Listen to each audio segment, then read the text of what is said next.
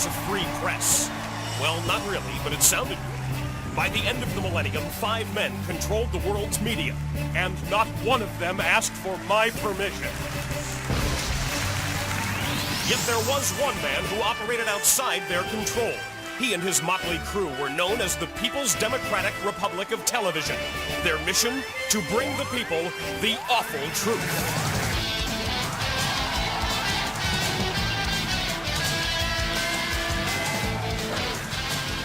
Tonight, from somewhere inside the PDR TV, please welcome Michael Moore.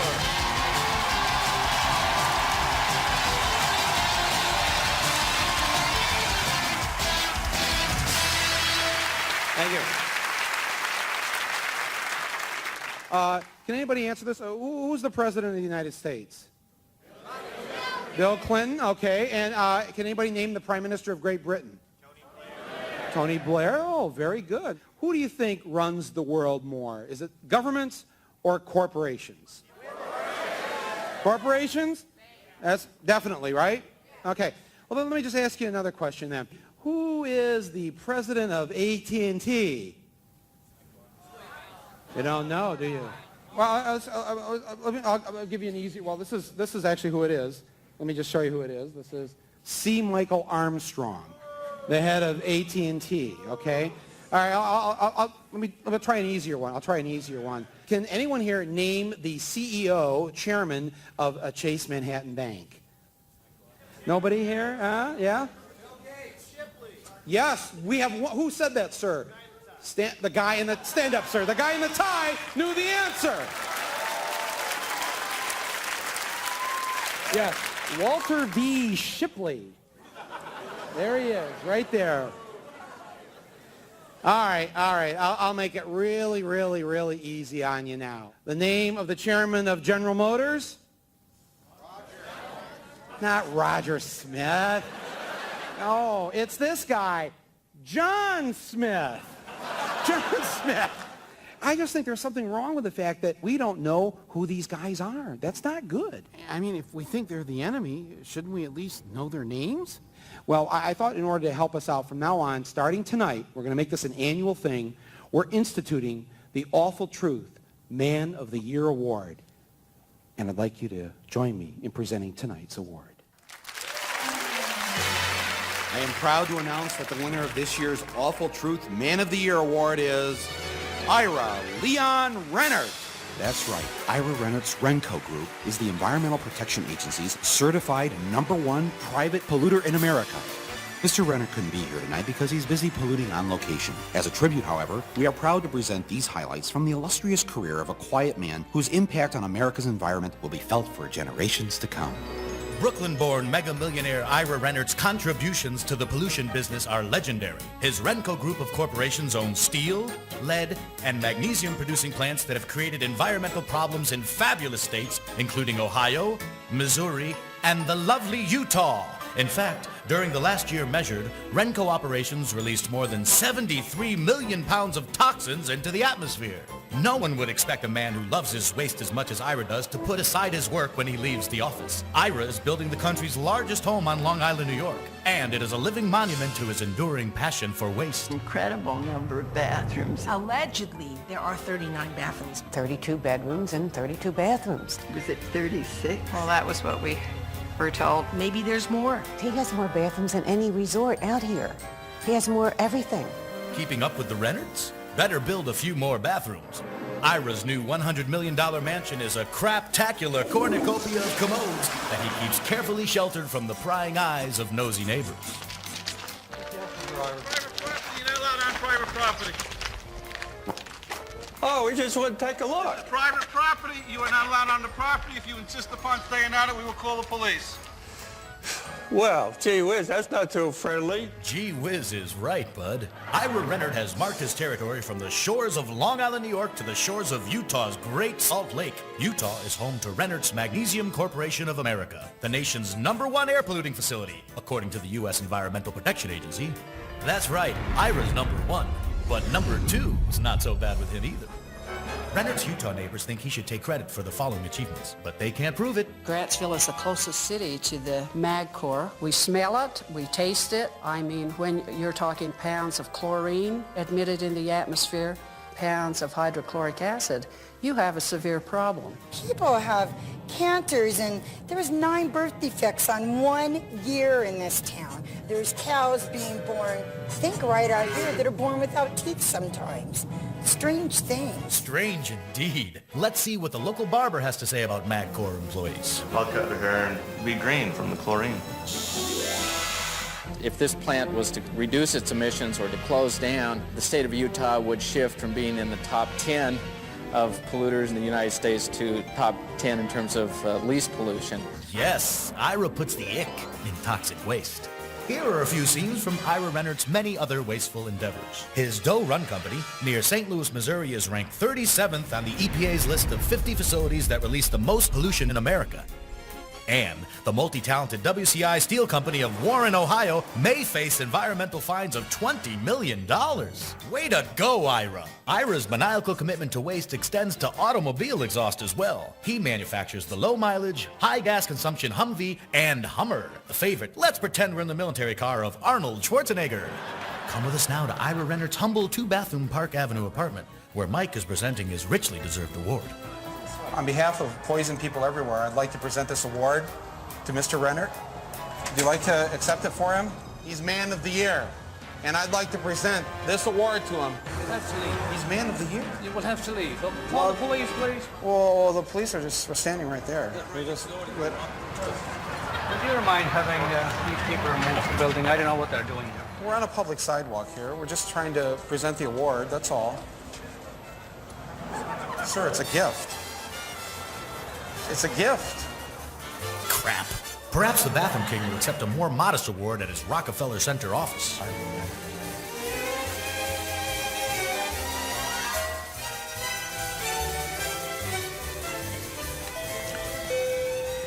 Hello, 1 minute, please. Okay, thank you. Hi, how you doing? Fine. We have an award here for Mr. Rennert, the Man of the Year award, because, I mean, nobody pollutes like Ira Rennert. It's the least we can do to thank him. Okay. Is he here right now? No, No? he's not. We'd like to present it to you on behalf of Mr. Rennert. You may want to use these gloves, too. Just in case you... There you go. Gee, you're nice. Okay. Accepting for Ira Rennert, Joanne. From Raincoat.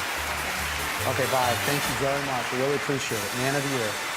Ira Leon Rennert, you are the awful truth Man of the Year.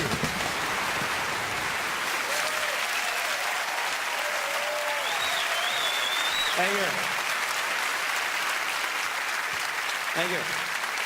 We got a lot more to come, so stick around.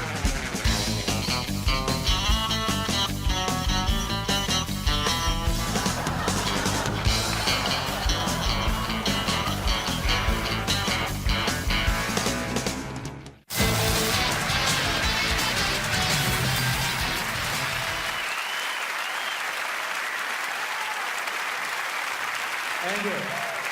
Thank you very much. The worst thing, though, about this whole past year or two when we had to deal with the impeachment and Monica Gate and all that is, well, let's see, what is the worst thing? I mean, there's a whole bunch of worse things. You know, anybody got any ideas here? I mean, what's the thing this year that's really upset you? I mean, what is the growth industry that's come out of this whole thing here? Any suggestions? Geraldo. Geraldo. Yeah, that's right, actually. It has put Geraldo back on the map, you know? In this year, it seems like that the worst thing that's come out of the whole Monica Gate thing is the pundit industry. And now they've got like 24-hour networks devoted to just screaming at each other. Have you seen these? MSNBC, Fox News Channel, even CNN now, where they just like yell and yell and yell, and they have all these smarty pants, know-it-alls. If you're loud and dumb, you get to be a pundit on network television. Unfortunately, I got sucked into one of those shows recently on MSNBC with John Gibson, that thing called Internight. You ever seen that? He's the yeller, the guy with the blonde hair, you know? And he goes, so, Michael Moore, so, what do you think about this conversation between Linda Tripp and Monica Lewinsky? Let me read it to you. So then the president dropped his pants and he said, kiss it, kiss it, kiss it. What do you think about that, Michael Moore? Michael Moore, what do you think about that? Kiss it.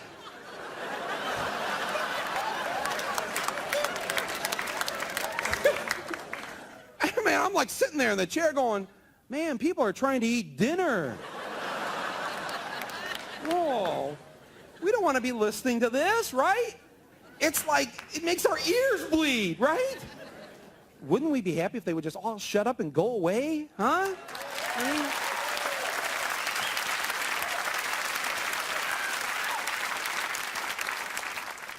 I thought you might feel that way. But just to make sure, I thought what we'd do tonight is have what I call the pundit challenge, all right? And what we're going to do here is I've got a piece of tape from my favorite ear-bleeding pundit, George Will.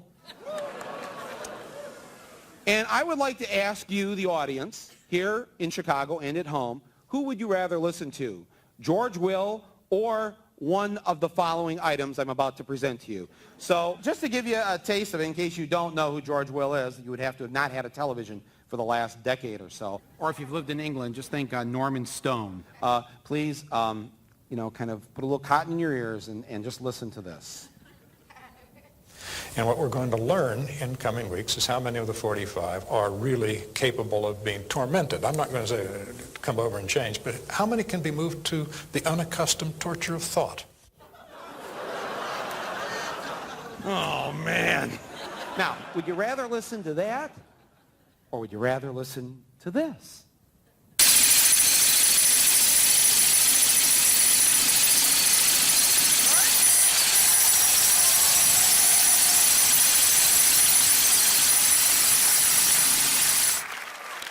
All those in favor of George Will, please applaud.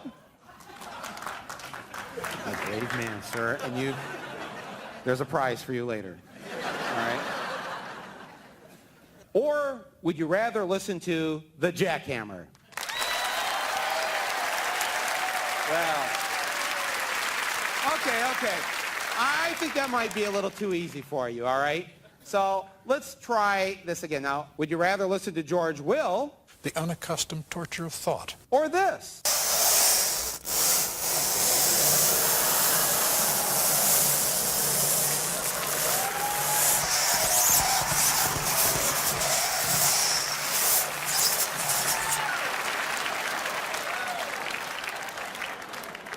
George Will?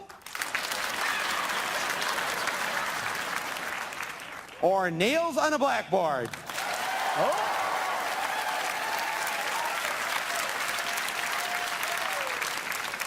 George picked up a few more votes that time. Yeah, see, liberals will bend just like that. Just a few nails on a blackboard. No, it's okay. We can change our minds. All right, let's really test your mettle. Would you rather listen to George Will on a Sunday morning? The unaccustomed torture of thought. Or would you rather listen to this?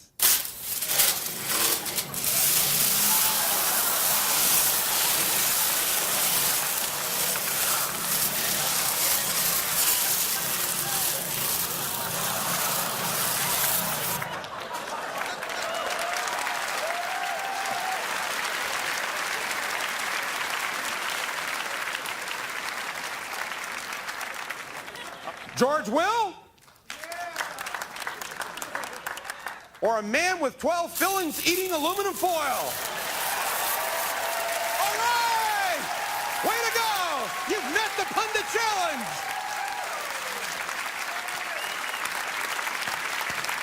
Now, in this series, we've had a number of things happen to us that have never happened before in anything we've done. Roger and me, TV Nation, the big one. We actually had our first arrest in this series when Crackers, the corporate crime-fighting chicken, was arrested. You remember a few weeks ago, down at Disney World,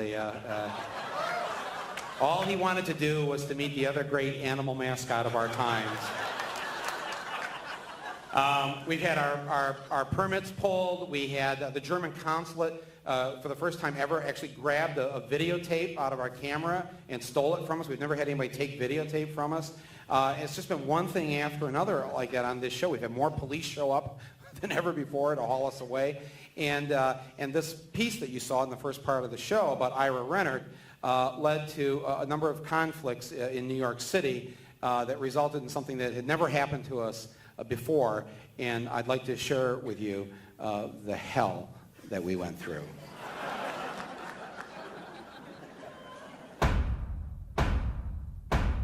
Today, Ira Rennert, the millionaire industrialist currently building the world's largest house, went to New York State Supreme Court and convinced a judge to issue a restraining order against filmmaker Michael Moore and his show, The Awful Truth. Rennert charges that Moore harassed his Park Avenue neighbors and even scaled the walls of his Long Island estate. If Moore comes within 150 feet of Mr. Rennert's 39-bathroom house or gets anywhere within 150 feet of Rockefeller Center, where Rennert's corporate offices are located, he will be arrested and jailed.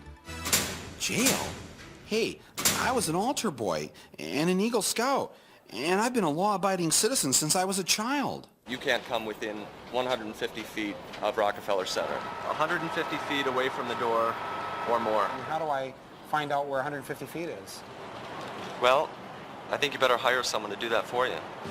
Meet Chuck, a certified surveyor and the man I entrusted with the solemn task of marking off 150 feet between me and the entrance to Ira Rennert's office, plus an extra foot just to be sure. Then I hired my own security guard, Jacob, to make sure I didn't give in to my natural instincts to violate the restraining order. I'm used to being unwelcome in certain places, but this time it was different. Rockefeller Center, an Art Deco marvel consisting of 19 glorious buildings covering 11 acres of Midtown Manhattan. Named after multimillionaire John D. Rockefeller, it's the center of my work and social life. But thanks to Ira Rennert, I'm legally prohibited from doing some of the things I cherish most of all. Rockefeller Center is where every winter I take a poor little girl from the shelter to go ice skating. But I'm an orphan. But not this year. It's where I introduce an innocent child to the sheer magnificent beauty of the Rockefeller Center Christmas tree. I can no longer donate thousands of dollars in small, unmarked bills to the Salvation Army. And I can't carry out my sacred duty by confessing my many sins each week at St. Patrick's Cathedral, which is also located within restraining order distance of Rockefeller Center. There are other churches round about here, Michael, a few blocks away where you can go and say your prayers. Yeah, but St. Patrick's. I know, St. Patrick's is special. Rockefeller Center is also where I make my daily pre-dawn pilgrimage to NBC's Today Show. Take this and go give it to Matt and Katie from Flint, Michigan. All right? Right up the window there. All right, thank you, my fellow Flint boy. Let Michael in! Let Michael in! Let Michael in! This restraining order was also affecting my work. I was prohibited from appearing on Late Night with Conan O'Brien to talk about my new show because NBC studios are in Rennert's building too. Welcome to the show, Michael. Hey, thanks, Conan. I'm glad to be here. Tell us about your latest project. It's a new show. It's called The Awful Truth. It's on Bravo. It's between the Playboy Channel and the Cartoon Network. And it's on Channel 4 in Great Britain. That sounds exciting. I understand you have a clip. Do you want to set it up? Well, it's, this is me going in someplace to bug somebody. Let's roll that clip. Okay. What was it with these companies? Here I was just trying to give them a few bucks, and they give me the boot. Michael Moore, everybody, give him a hand. Then things got worse. The mayor got involved, which I found shocking considering the positive publicity I've given him on this show. It's a temporary restraining order issued by a court because Mr. Moore had allegedly broken into Mr. Rennert's house. Broke into his house? Oh, okay. First I scaled his walls, then I broke into his house. Folks, the Hamptons house isn't even built, and you saw me at Rennert's apartment, and you've seen what I look like. The only thing I can scale is the arm of my lazy boy. He's man of the year. Anyway, the mayor yanked my film permits, effectively shutting down production of my show. I decided I wasn't going to stand behind the velvet rope anymore. I went and got myself a high-powered, sweet-smelling First Amendment lawyer and went on the offense. That temporary restraining order that prohibits us from getting near Ira Rennert was obtained by the submission false and fraudulent affidavits. We certainly will draw that to the attention of the court on the return date next Tuesday morning. As soon as the mayor heard that, he caved in. I have no objection to Mr. Moore filming or not filming. Then we proved the Bathroom King had filed false affidavits with the court. Before the judge could throw the book at him, he turned tail and ran. Millionaire Ira Rennert's lawsuit against director Michael Moore was dismissed today, as was a restraining order that prohibited the director from coming within 150 feet of the industrialist. You're free to go. The restraining orders are lifted.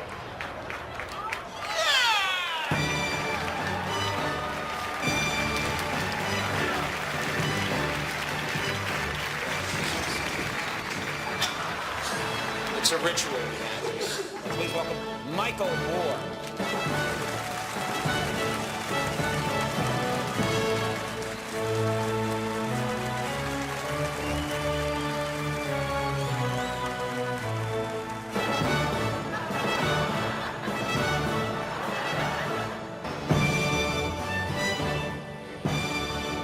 Hey, Ira, it's me, Mike. Can I use one of your bathrooms?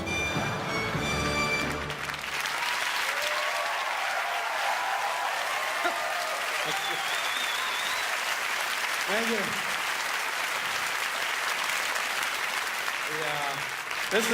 This is the actual restraining order issued by the judge in the United States of America. Part of our media, our free press, was prohibited from tape. There it is. You can see it up there. I was just thinking backstage what we should do is burn it right now here in Chicago. Should we burn this? Yeah. We've got a lighter. Who wants to burn it? You want to burn it? Okay, all right. Oh, you can come, sir, you come too. All right. Well, it's a double burning. Wait, we better do this. Can we do this when we're in the school here? We got a wastebasket or something, or? Huh? Yeah, bring that out. That's good, Okay, here we go. We're gonna. All right, here we go. You guys got lighters, or so you smoke, right? Okay, here we go. The burning of the restraining order.